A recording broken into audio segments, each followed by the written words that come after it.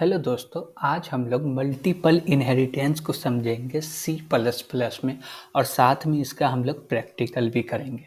ऐसे नॉर्मली हम लोग डायग्राम से समझे तो एक फंक्शन, एक क्लास है A1 और दूसरा क्लास है A2। ये दोनों ही क्लास को इनहेरिट कर रहा है B क्लास, जिसको हम लोग बोलते हैं मल्टीपल इनहेरिटेंस। इसका सिंटेक्स एकदम सिंपल सा है। जैसे कि हमने एक क्लास बनाया A1 और एक क्लास बनाया A2। ओके, अब A1 और A2 क्लास को एक टाइम पे इनहेरिट कर रहा है B, जो कि यहाँ पे आप लोग देख सकते हैं। इसके अंदर कुछ कोड होगा जो कि रन होगा। और कैसे हम लोग कोड लिखेंगे, इसको प्रैक्टिकल हम लोग कैसे करते हैं, चलिए हम लोग इसको देखते हैं प्रैक्टिकल करके।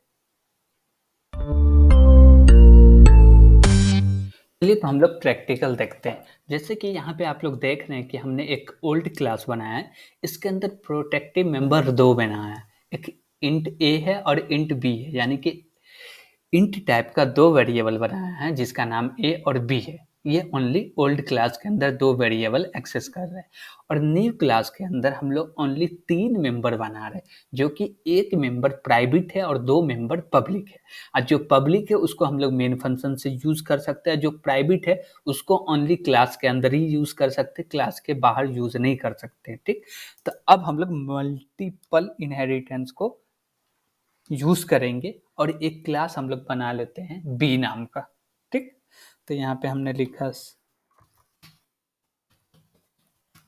Class B. अब इनहेरिट करने के लिए लगाना पड़ेगा कॉलन, विजिबिलिटी मोड, पब्लिक और ओल्ड क्लास, फिर कॉमा लगा के विजिबिलिटी मोड और न्यू। हमने दोनों क्लास को इनहेरिट कर दिया, यानी कि मल्टीपल इनहेरिट हो गया।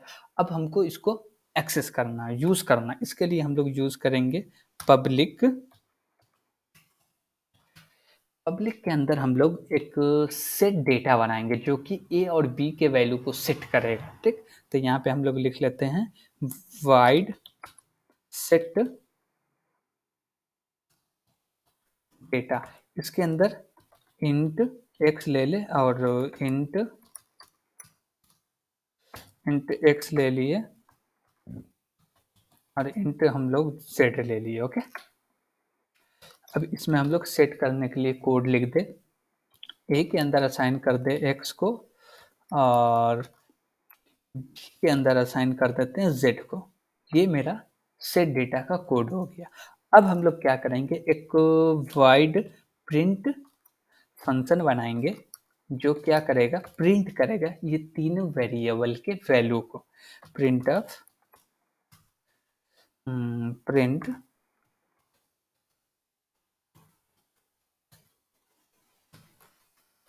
अब इसके अंदर कोई भी आर्गुमेंट की ज़रूरत नहीं है। अब हम लोग को प्रिंट करना है, लेकिन आप लोग ये बोलिएगा कि तीन वैल्यू को प्रिंट करना है तो दो ही वैल्यू में डेटा सेट कर रहे हैं। हाँ, एक वैल्यू को, एक जैसे कि न्यू वेरिएबल है उसमें हम लोग डेटा सेट करेंगे मेन फंक्शन से ही कॉल करके। बी का ऑब्जेक्ट बनाएंगे, उससे ही कॉल करके देखेंगे। ओके, चलिए हम लोग प्रिंट कर लेते हैं ए का वैल्यू, बी का वैल्यू और न्यू का वैल्यू। तो लिखते हैं सी आउट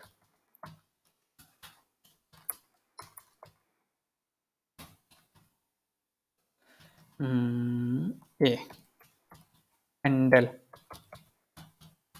अब हम लोग सी आउट, अब बी के वैल्यू प्रिंट कर दें।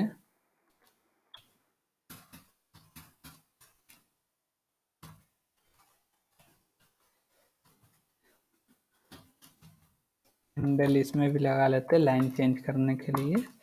अब हम लोग न्यू का वैल्यू प्रिंट करते हैं।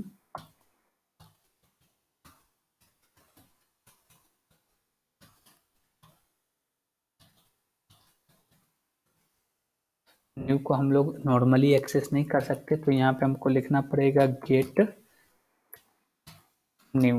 ओके, क्योंकि वो वेरिएबल प्राइवेट है तो प्राइवेट को तो हम लोग बाहर से एक्सेस नहीं कर सकते, इसलिए जो पब्लिक में फंक्शन बना हुआ गेट न्यू, उसके ही मदद से हम लोग वैल्यू को लेंगे और प्रिंट कराएँगे। ओके, ये मेरा प्रिंट बन गया। अब हम लोग को कोड करना मेन फंक्शन में। मेन फंक्शन में कोड क्या करना वो समझते हैं। सबसे पहले हमको बी का ऑब्जेक्ट बनाना, जो कि हम लोग बी1 बना लिए, और बी1 से हम लोग कॉल करवा रहे हैं किसको, सेट डेटा को। Set B1 dot set data, और इसके अंदर हमको ए और बी का, ए का वैल्यू 10 और बी का वैल्यू 20 पास किया। ओके, फिर हम लोग बी1 ऑब्जेक्ट से कॉल करेंगे सेट न्यू को। ओके, और इसके अंदर हम लोग पास कर दिए 30। अब मेरा डेटा सेट हो गया। अब बी1 ऑब्जेक्ट से हम लोग कॉल करके प्रिंट कराएंगे वैल्यू को। ओके, इसके अंदर कोई भी आर्गुमेंट पास नहीं करना है। हम लोग एक ओनली बी1 का ऑब्जेक्ट बनाए हैं और ओल्ड क्लास के मेंबर को एक्सेस कर रहे हैं और न्यू क्लास के मेंबर को एक्सेस कर रहे हैं और बी क्लास के मेंबर को एक्सेस कर रहे हैं। बी का ऑब्जेक्ट बना, बी क्लास का ऑब्जेक्ट बना के हम लोग 3 क्लास के मेंबर को एक्सेस कर रहे हैं। Got it? चलिए इसको रन कर लेते हैं। आ गया 10, 20, 30। Got it?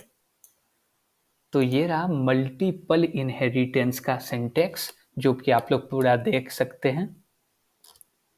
ये रहा पूरा मल्टीपल इनहेरिटेंस का सिंटेक्स रहा, और इसमें हम लोग सब में कुछ मेंबर्स बनाए, उसको इनहेरिट भी किया, और एक ऑब्जेक्ट से एक्सेस करके वैल्यू को हम लोग प्रिंट करा के भी देख लिए। तो आज के लिए इतना ही। Thank you.